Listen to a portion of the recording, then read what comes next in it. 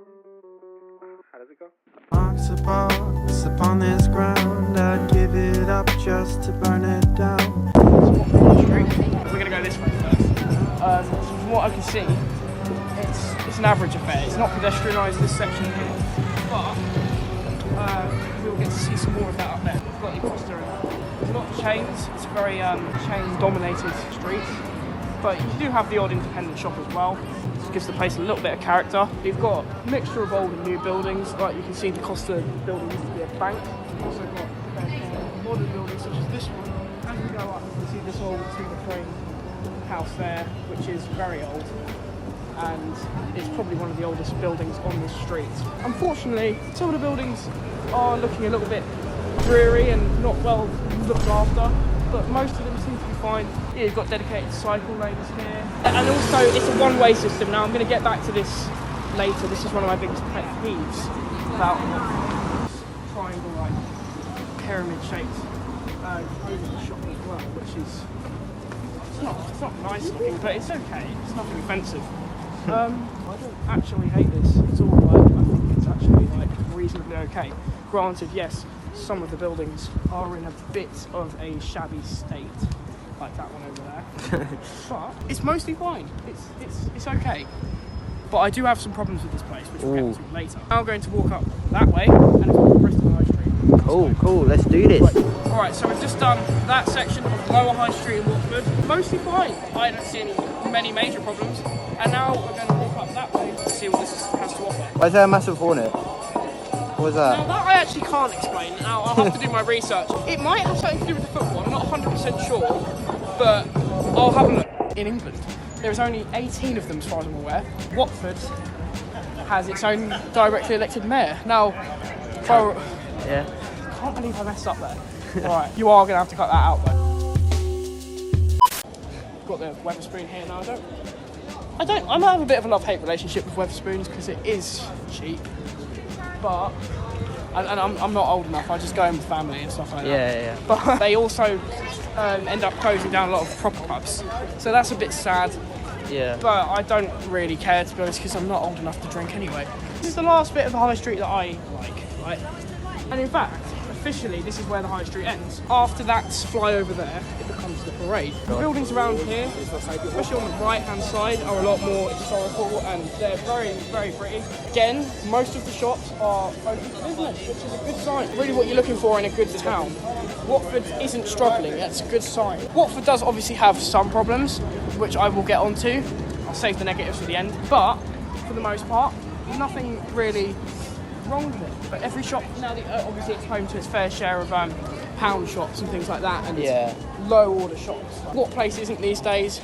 So yeah, we're going to get on to some much worse towns in this series, trust me. This is where things start taking a turn for the worse. This is where things get a lot uglier. Granted, this place does have its fair share of highlights as well, but there isn't as much here now. The Watford market, obviously it's a market town. Any town with a market, I think, has a little bit of an advantage. Brings a little bit of liveliness to the area, doesn't it? Yeah. So the main bit of the market is through there, but we're not going to go through there because there's nothing really in there. It's just like food stalls and things like that. The buildings are a lot uglier down this way. It's quite depressing. You can see, come up here, you've got it's pedestrianised. It's completely pedestrianised. No cars, no traffic. It's all coming through here, which is a great thing. Good to see. It'd be nice if the whole high street pedestrianised, but alas, that's not. It isn't. Up here, you've got a fountain as well, which is nice. You've also got a tree and things like that. So it's not a write-off this street at all, but compared to what we've seen so far, it's not as good. We'll see another architectural highlight of the town, which is the town hall. Which is where the borough of Watford is based. It's the local government district covering this area. But especially here, I mean, it really is ugly. It's actually kind of dystopian, some of these buildings. Like, I can see that. Again, the shops are open, but it is just a bit too, come on. And I would love to have known what was here before, and what nice buildings they would have to have knocked down to make way for this. We're actually going to get onto a lot more concrete jungles later in the series when we go to a lot of these new towns, as they like to call them. Hemel Hempstead is an example of one of them. Built in the 40s to relieve housing congestion in London. Hemel Hempstead is the ugliest town in the UK, beating Birmingham It's uglier than Birmingham. That's hard. It's uglier than Slough, Luton. So that's saying something. But yeah, this is the fountain, and there's like water bit I was talking about. It's nice. It's very.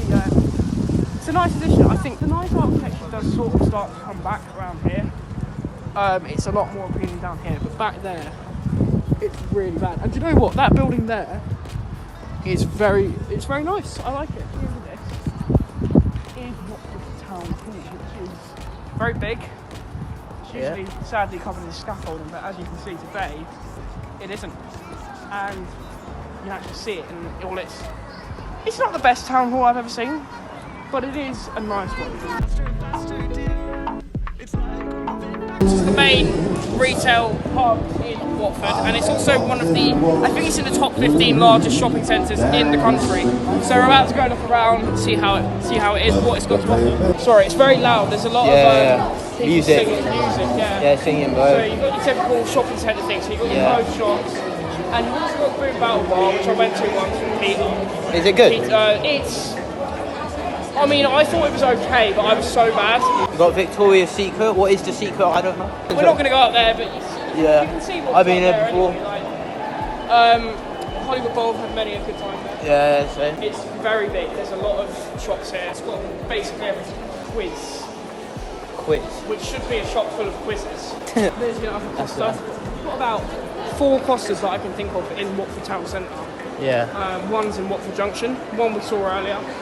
One was back there, and this one. So you've got stuff for the kids to do, because shopping centres usually have these kind of like things as well, so it's good. It's got basically something for everyone. You can sit down and have a break, you can charge your phone in some places as well. Yeah, it's very nice. And it's also, again, it's one of the largest in the country. It's up there at least. Correct me if I'm wrong, but I'm pretty sure something said it was the 14th largest shopping centre. 14? I think. I'm more than happy to be proven wrong on that. We're going to go through there. Then we're going to go up to the upper floor once we get to the other side, and then explore the upper floor. And then I'll go over the disadvantages of what the problems are and why you might not like it as much. Starbucks, because apparently they've rejected another Costa, so they put in that instead. If I see another Costa, I don't know what I'll do. I'm sure there are more than that if you go out into the suburbs. The suburbs are a completely different story. You know what? Most of Watford suburbs aren't terrible, especially if you go down Hempstead Road near West Herts College. Yeah. That road has a lot of nice houses on it. We're now going to go up this way. Going up the escalator? The escalator, and you always stand right on the escalator. If you Yeah, you stand always. to the left, then that should be a rule. That should be a law. So far, brilliant shopping centre. Not really. Yeah, it is actually a very nice shopping centre. And again, most of the shops appear to be open as well. So most of this review has been quite positive. The town is in a good condition. Most of the shops are open, and you can tell that it's not struggling. But there are some gripes I have, and they're mostly around the transport side of this town. Watford overall actually does have a pretty good transport network. Lots of bus routes connecting all corners of the town. It's even got a couple of London bus routes, even though we are not in London. We're in Hertfordshire. The problem is the ring road around the town is very complicated, and there's a lot of one-way systems leading to drivers going in completely different directions, and it's just really confusing. It's a mess. Apart from that, some of the buildings are obviously very ugly. Most of them have been fine, but again, sometimes buses, which are supposed to come down this road here, end up just avoiding this road because it's too much of a detour. And this is like one of the most important bus stops, so it's very confusing, and it just doesn't make any sense. Bus timetables around here aren't the best. Like in some parts of this town, we're only getting a couple of buses a day, which is not good. Around here, you should at least get a bus every half an hour. That's not unreasonable. And in the case of the London buses, you've got a bus every 10 minutes, which is brilliant. And you've got a major railway station down there, Watford Junction, which has trains to all corners of the country, including all the way up to Scotland, which is brilliant. So, overall, 7 out of 10. This town is good. It's not bad at all. I actually think its reputation is far too bad.